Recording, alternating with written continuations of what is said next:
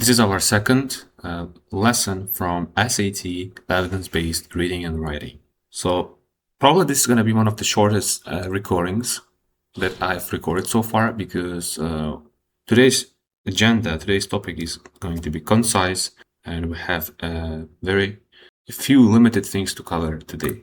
Starting off with our domain. So we're going to be mainly focusing on expression of ideas. So it's the second domain based on our list that we were talking about from our previous class. Now it's the second class and the second domain of our basically lesson. And in this lesson, we're going to cover basically two topics here. Topics I mentioned in agenda form. So basically today we're going to cover rhetorical synthesis and transitions. I always have trouble to pronounce this thing. Anyways, starting off with transitions. Transitions, in simplest term, are the words, special basically words that connect two ideas, two sentences. And in some cases, transitions can also connect two paragraphs. And there's a picture for you to imagine all the time, associate transitions with the basically bridge, this kind of bridge, orange, big bridge, which is located in USA, although I'm not sure in which state. Anyways, so there is a bridge which connects you from point A to point B. Your point A is your first sentence, and your point B is your first sentence or paragraph.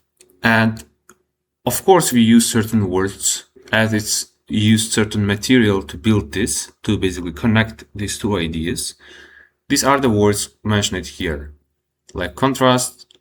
These are the basically categories with the help of which we can basically correlate our thought with the previous one and the next one. So they have basically a row of categories in which there are many words included. But for now, you can see that it is addition, contrast, cause, example, comparison, or something else. Choose the transition that matches the relationship, not the one that simply sounds natural. This is the very basically trap, one of the common traps that SAT likes to basically throw to students. They try to put those words which sound usually normal in normal conversation, but grammatically they are actually wrong. That is why they can be eliminated. And top advice I would give when dealing with these kind of problematic questions, all the time try to eliminate unnecessary answer choices with the method of elimination. Then, instead of basically trying to find out the correct answer, try to find out wrong answers in a row. If you basically eliminate 3 of them, or at least 2 of them, you'll have a higher chance to choose the correct one. And of course, SAT will test on your ability in this category, basically on your ability to basically connect the sentences and the logical relationships between two sentences or paragraphs. Sometimes you may be also tested on your vocabulary, because there may be some questions like which you haven't encountered before, but it's a rare case scenario when you basically have this situation. Now let's clearly understand what are those words which help us to basically connect and make a transition between two sentences. So here is a quick decision basically chart generated from GPT. You can see that we have different categories there. So for adding the information, for example, when the sentence looks the following way, like I like to play chess. In addition to it, I like to swim, for example. Now in this case, you use words like also, furthermore, moreover, in addition, and the list goes on. So you understand the basic core logic of it. This is the one group of those words that correspond and that are included in this category. Second thing is we have comparison. When you want to compare things in a list or in a sentence or in a paragraph, you want to say that unlike my brother, or yeah, like my brother, I like to play chess, for example. Likewise, you can use it with these words like similar to my brother, for example. or likewise. In stark contrast, you can say, and there are many actual words, but these are just some of them to give you just small understanding of it. For contrast, though, you have however, nevertheless, instead. For cause and effect, you have therefore, thus, and consequently. For example, you want to say that don't go outside. No, he went outside, despite his dad told him not to leave the house. He went outside, and therefore he got into trouble. For example, this is basically how we connect between two sentences. This is basically cohesion and correlation between two basically independent sentences. You also, for example, you also use words like for example, for instance. These are basically the list of it. Also, for emphasis, you use indeed or in fact if you want to emphasize on certain point in the next sentence. If you want to show order, you want to use first, then, finally, secondly, subsequently, similar to these kind of words. If you want to clarify, you use in other words, that is, or to illustrate, and these kind of words. And the last one is for summary, you use although, nevertheless, in summary, in conclusion, to conclude, these kind of words.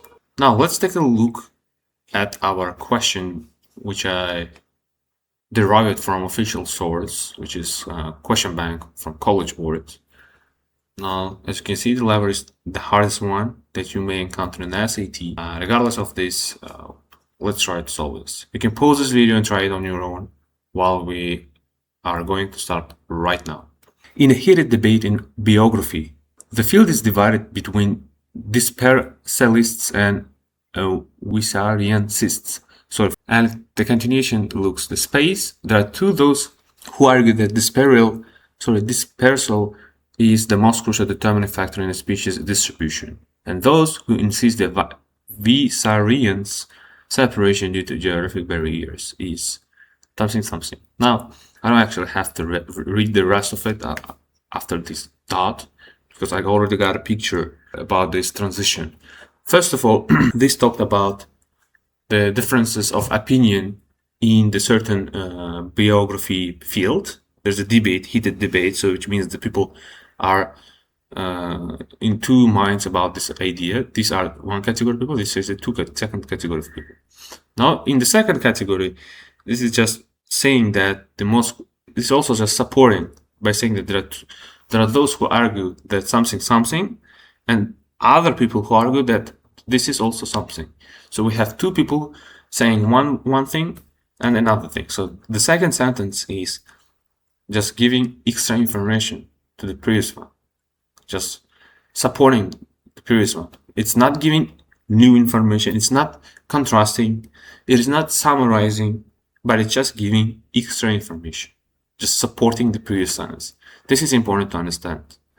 And usually it's your logic and your ability to read the passage determines which answer the correct answer you want to get from these answer choices. Let's read from A says, furthermore. As we said, furthermore is included in the category of in addition, but we don't want to add information there, because our information after this first main sentence is just supporting this main sentence. It's not giving extra information. If there were something new information, then we would get this option, but for now it's off. By contrast, again, we are not contrasting, because it talked about two categories and we are just supporting it. Similarly, it's also wrong because we are not giving something new here. We are not basically comparing things. That is why it is wrong. That is the correct one, because it is just giving emphasis, supporting the previous sentence. It's just saying, so what? So it talked about two debate between these two people. Then it says in what they are basically stand for, in what they believe. It explained in this sentence, which is the best suit here. D is the correct one. Hopefully you got this correct answer, and we are moving on.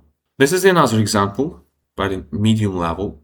If you want, you can also pause the video to try on your own, and we're gonna start right now.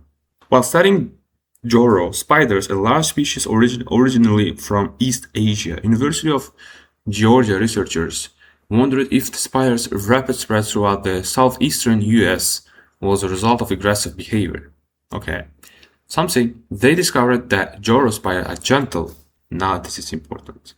Gentle giants who react to even minor disturbances by freezing in place for an hour or more. So researchers first thought that spiders are aggressive behavior, but now they found out that they are actually gentle giants, which contrasts the previous view. So we need contrasting thing. Therefore is wrong, which is just giving a summary of it. It is wrong. Instead is the correct one because it is it's contrasting is the previous idea which we really need in this case. C is wrong, we are not giving example, and D is wrong, we are not emphasizing by saying in other words. Option B is the correct. Hopefully you got it correct. Now it is time to familiarize ourselves with rhetorical. In short, you can say it's student notes. That's it. If you, like me, cannot pronounce this, you're fine to go. You're good to go unless you understand what it is. So here are some top tips I would recommend before looking at the question which I made in the next slide. So the number one thing is read the question first. You go and look at the question. There is going to be text, take like a bullet points, and there is a question usually under it, which emphasizes on certain points. Now you have to read the first of all question, then skip the passage. Yes, you heard it right. Sometimes you don't necessarily want to spend your time on reading these student notes because usually you'll understand from the answer choice, from the option. It will be clear for you. You just have to read the question first, skip the passage, even if it sounds basically strange for you. I'm going to show you in process. Look at the answer choices. Just try answer choices without reading a passage. However, there are some cases which this method doesn't help, but mostly this is handful for you to implement.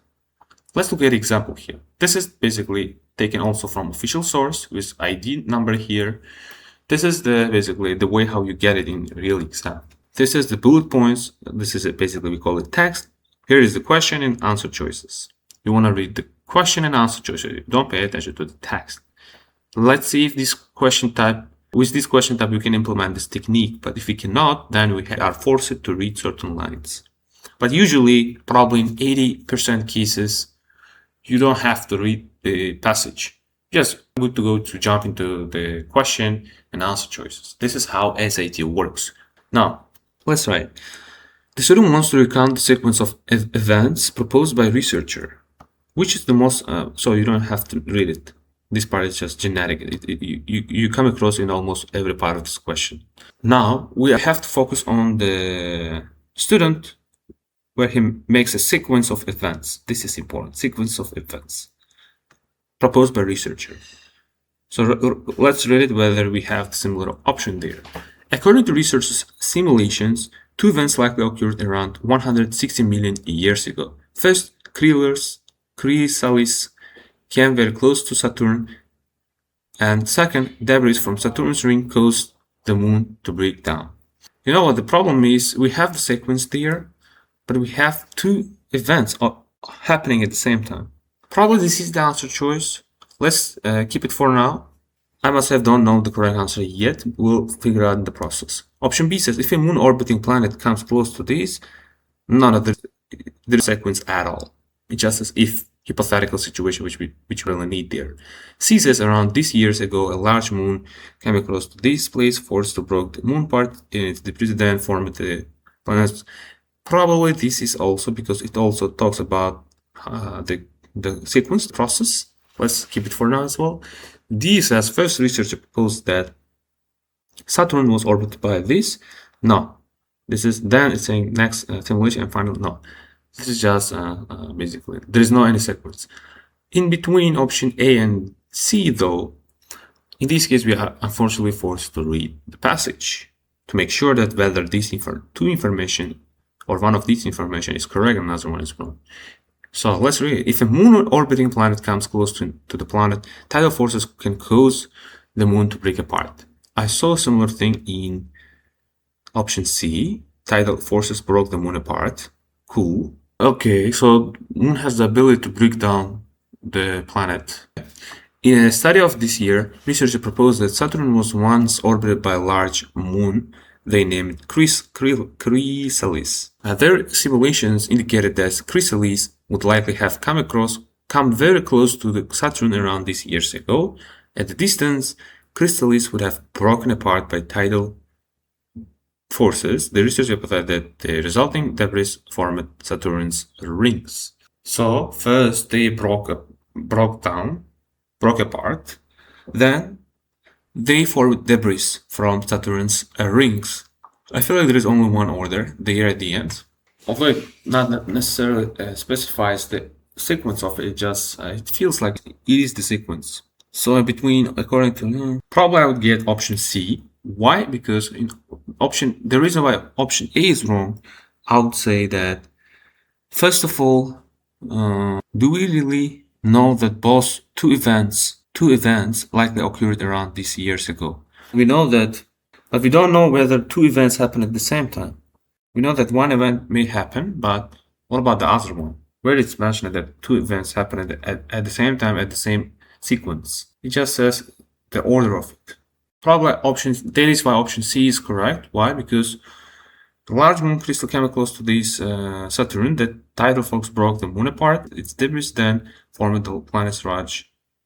Here we have this thing. It come basically very close to Saturn. At this distance would have been broken basically tidal forces. The researchers hypothesized the resulting debris formed rings. This is the sequence. Probably C is the correct one. I would get, if I were under exam condition, I would get C and 1. So, yeah, this is about it. So that was the last thing for today to cover. Hope that this was useful for you, and you don't have any question, and I hope that I didn't make any mistake there. That's about it. I'll catch you in the next one. Take care.